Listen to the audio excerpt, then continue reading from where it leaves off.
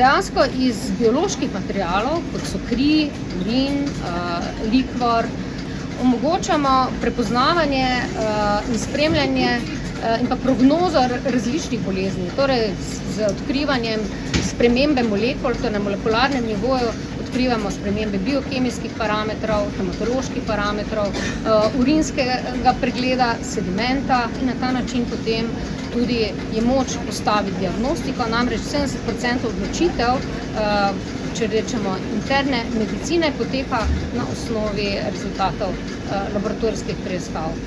Sledimo trendom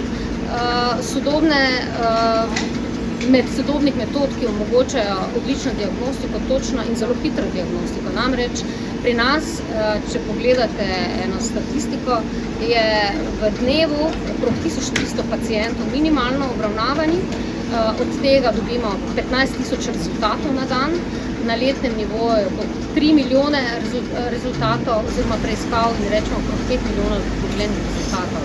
In zatem seveda brez sodobne tehnologije, brez razvoja tovrstne stroke, seveda tega suporta zdravnikom in sploh kliniki ne bi bil mogoč.